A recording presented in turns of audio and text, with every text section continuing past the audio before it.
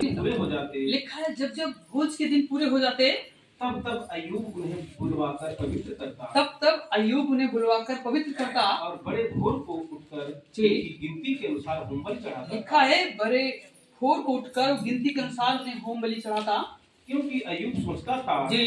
कदाचित मेरे लड़कों ने पाप करके परमेश्वर को छोड़ दिया हो। जी हाँ, इस रीति अय्यूब सदैव किया करता था। सुनेगा। लिखा है अय्यूब अपने जमाने का बहुत अच्छा व्यक्ति था, प्रभु का आज्ञाकारी था, पर उसके मन में एक सवाल रहता था, वो तो बहुत अच्छा है पर क्या उसके बच्चे अच्छे हैं? सही कह रहा हूँ?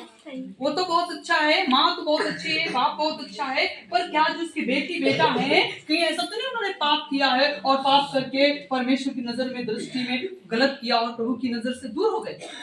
हालेलुया। मैं आपको बताना चाहता हूँ, हम तो बहुत अच्छा करने की कोशिश कर रहे हैं पर अपने बच्चों परिवार पे कभी मेहनत नहीं करते। कोई बात नहीं, जहाँ जा रहे जाने दो। आपको पता है इससे ज्यादा आप अपने में मेहनत करें, अपने बच्चों पे भी मेहनत करें। मैं आपको सिखाना चाहता हूँ, बताना चाहता हूँ कि हमें सबसे बड़ी बात है अपने परिवार पे मेहनत करना। लोग बाहर बहुत मेहनत करते हैं, लोग बाहर बहुत ज्ञान देते हैं, पर सही में अपने परिवार को कंट्रोल, अपने परिवार पे कोई अंकुश लगा। मैं आपको बताना चाहता हूँ कि जब जब हमें प्रभु यीशु मसीह के पास जब हम आते हैं, हमारा तरीका बदलता। क्यों? पहले हम परिवार को मानते हो नहीं मानते हो, पहले हम परिवार के साथ अच्छे रिश्ते में हो ना हो, पर जैसे हम यीशु मसीह को अपना लेते हैं, हम पहला काम, पहली मेहनत अपने हम परिवार से करना स्टार्ट करते हैं। हालेलुया।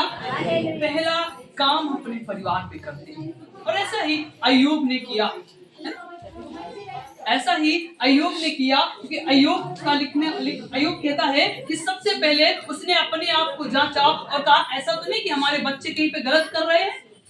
लिखा है गिनती के अनुसार अपने बच्चों के लिए वो प्रार्थना करता, उपवास करता, और बड़े का जो उस समय हुआ करता था वो करता था। क्यों? उसे पता था कहीं हमारे बच्चों ने गलत तो नहीं किया है। मैं आपको कहना चाहता हूँ, आपको भी ये जांचने की आवश्यकता है कहीं आपने गलत तो नहीं किया है। कई बार समस्या इसलिए है, कई बार तकलीफ इसलिए है कि आपने कहीं पर गलत किया होता है। हालेलुया। आप प्रभु के पास में आएंगे, आप क्षमा मांगे, ये परमेश्वर आपको क्षमा करेगा और आप अच्छों करते हो कह देगा। Hallelujah, hallelujah. जी, आगे पढ़ेंगे। पहला कुरिन्थियों 11:25-26 पढ़ के। इसी रीति से उसने बियारी के पीछे कटोरा भी लिया, इसी रीति से बियारी के पीछे कटोरा भी लिया और कहा ये कटोरा मेरे लहू में नहीं वाचा जी। जब कभी पियो तो मेरे स्मरण के लिए यही किया करो। जी हाँ, क्योंकि जब कभी तुम ये रोटी खाते, जब कभी ये रोटी खाते हो और इस कटोरे में से पीते जी, हो, तो प्रभु की मृत्यु को जब तक वो ना आए प्रचार करते हो। लिखा है जब तक प्रभु यीशु मसीह दोबारा आगमन में ना आ जाए क्या करते रहो? क्या करते रहो? प्रचार करते रहो जी। इसलिए जो कोई अनुचित रीति से प्रभु की रोटी खाए, इसलिए जो कोई अनुचित रीति से प्रभु की रोटी खाए या उसके कटोरे में से पिए जी, वो प्रभु की देह और लहू का अपराधी ठहरेगा। लिखा है जो अनुचित रीति से रोटी खाए, कटोरे में से पियो, क्या होगा? हम नहीं कह रहे, वचन में लिखा है अपराधी है। इससे पहले हम प्रभु भोज में जाए, अपने आप को जांचें, हम अपने आप को है ना। इसी में आगे लिखा है कि ऐसा कभी कभी होता है कि खाने के लिए तो बहुत दौड़ते हैं पर अपने पड़ोसी को भूल जाते हैं। ऐसा लगता है कि खाने को कई बार नहीं मिल पाता, पर जब आप खाने के लिए जाएं, जब आप प्रभु भोज में जाएं, तो आप ध्यान रखिए कि आप प्रभु भोज कर रहे हैं। इसका मतलब है वो वचन का लिखने वाला कहता है कई बार हम संसारिक रीति में, कई बार इतना तकलीफ में, या कई बार इतना होने के बावजूद भी, पर जब दूसरे के यहाँ जाते हैं तो बहुत ज्यादा हम चालाकी करते हैं। हम कई बार इतनी चालाकी करते हैं कि कहीं खाना खा रहे ना, हम दूसरों को नहीं सुधि लेते। वचन में लिखा है हमें दूसरों की सुधि लेना है, ताकि हम सही तरीके से एक प्रभु के जन बन पाए। इससे पहले आप अच्छे व्यक्ति बने ना बने, पर आपको यीशु मसीह का अच्छा चेहरा जी। मतलब जब आपका खाने का ढंग ना लोगों को पसंद आना चाहिए, है ना। कहीं शादी बारात पंगत चल रही हो तो आप वहाँ धीरज के साथ में जाएं। ऐसा नहीं जैसे सारी दुनिया टूट रही वैसे आप टूट रहे हैं। क्यों? आपको पता चलेगा, लोग पूछेंगे भैया आप ऐसा क्यों कर रहे हो, दुनिया तो जा रही है। आपको नहीं, हमको प्रभु ने नहीं सिखाया, हमको शालीनता, प्रेम, धीरज सिखाया। हालेलुया। सबसे बड़ी बात है कि हमारे जो प्रभु भोज का जो मतलब है वो यही है कि हम परमेश्वर के साथ में एक आत्मिक रिश्ते में बेहतर अपने रिश्ते को प्रभु के साथ में बना पाए। Hallelujah, hallelujah. और इसमें लिखा है कि हम परमेश्वर के साथ में जब प्रभु भोज में जाते हैं, हम उसे याद करते हैं। क्या याद करते हैं? कि प्रभु यीशु मसीह हमारे लिए उसके पुनरुत्थान को, उसके बलिदान को, उसने आपके लिए बलिदान दिया है। आपके माँ बाप, परिवार आपके लिए बलिदान नहीं देते। आप जब बीमार होते तो आपके लिए इलाज कराते, डॉक्टर के पास लेके जाते हैं, पर सचमुच जो बलिदान है किसने दिया है? वो किसने दिया है? लिखा है कि वो सर्वश्रेष्ठ और सर्व जानने वाला परमेश्वर वो आपके लिए इस संसार में मनुष्य के रूप में आया ताकि वो अपने आप को बलिदान करे और आप जीवन पाएं और जीवन पाएं। हालेलुया।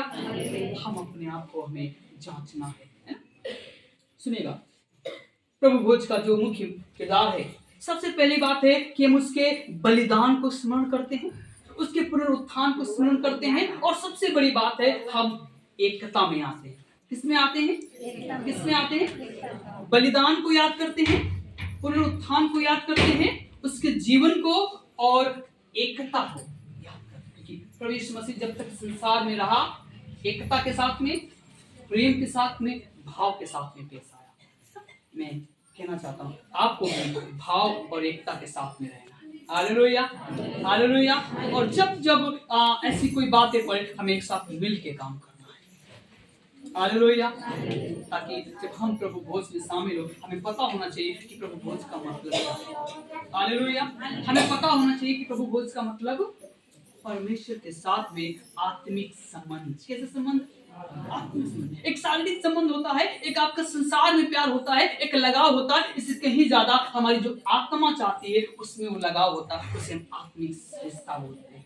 हालेलुया। प्रभु के साथ में हमें रोज आत्मिक रिश्ते में जाना है और रोज उस रिश्ते को क्या करना है?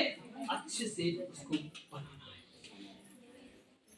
कहीं अय्यूब लिखने वाला कहता है, कहीं ऐसा तो नहीं कि हमारे बच्चों ने कुछ गलत किया। वो अपने आप पे तो खड़ा है, वो जानता कि मैं ठीक हूँ, पर कौन गलत कर सकता है?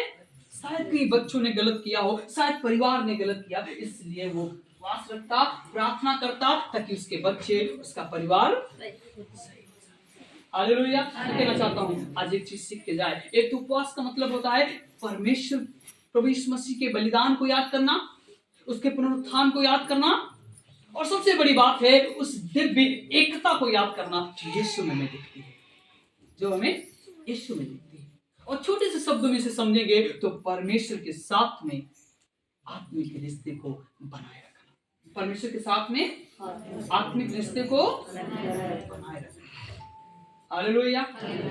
सुनिएगा इसका कंक्लूजन क्या, सारांश क्या है? एक दूसरे को हमें उत्साहित करना है ताकि वो प्रभु यीशु मसीह को दिखाने पाए। एक दूसरे को हमें उत्साहित करना है ताकि वो प्रभु की शिक्षा को, प्रभु की आज्ञाकारिता को अपने जीवन से रिफ्लेक्ट करे, दिखाने पाए। मतलब जो उसने सीखा है वो अपने जीवन से क्या करे। हमारा जब अच्छा जीवन होगा तभी तो लोग हमें अच्छे बताएंगे।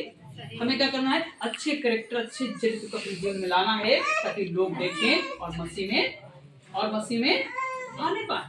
हालेलुया। सुनिएगा, प्रभु भोज हमारे लिए एक उपहार है। क्या है? उपहार है जो प्रभु यीशु मसीह ने हमें दिया है। आपको पता है सब आपको एक में खाने के लिए नहीं बुलाते, प्रभु यीशु मसीह ने आपको एक में खाने के लिए बुलाया। हालेलुया। सब कहते हैं आप दूसरा थाली ले लो, आप ये कर लो, आप वो कर लो, पर प्रभु यीशु मसीह के प्यार ने, उसके इस उपकार ने आपको एक अवसर दिया कि आप उसके साथ में खाएं। हालेलुया। उसके बातों में सहमति हो और आज्ञाकारी बने ताकि आप प्रभु यीशु मसीह के साथ में शरीक होने पाए। और जैसा आपने अपने आप में सोचा और आपको परमेश्वर ने बनाया, उतना ही प्रभु से आप प्यार करें। हालेलुया। अगला पॉइंट, हमें सदैव प्रभु यीशु मसीह के जीवन से अपने आप में सीखना है कि सबसे बड़ी बात है क्षमा, एकता और प्रेम। क्या करना है? हमें अपने जीवन में क्या लाना है? एक तो क्षमा लानी है, एकता लाना है, और क्या लाना है? प्रेम लाना है ना? प्रभु भोज हमें सदैव इस बात को याद दिलाता है, यीशु की मृत्यु को, उसके पुनरुत्थान को और उसकी एकता को। यीशु मसीह का जो हमें प्रभु भोज करते हो क्या याद दिलाता है? क्या याद दिलाता है? सुनिएगा गौर से। नंबर 1, उसकी मृत्यु को, उसके पुनरुत्थान को और उसके एकता को। जब हम प्रभु यीशु मसीह के साथ में आते हैं और हम जानते हैं कि हम एक एकता में होकर इस प्रभु भोज में शरीक होते हैं। Hallelujah, hallelujah. इसका लागूकरण क्या, सुनिएगा। सबसे बड़ी बात है कि हमें अपने आप को जांचना चाहिए। क्या करना चाहिए?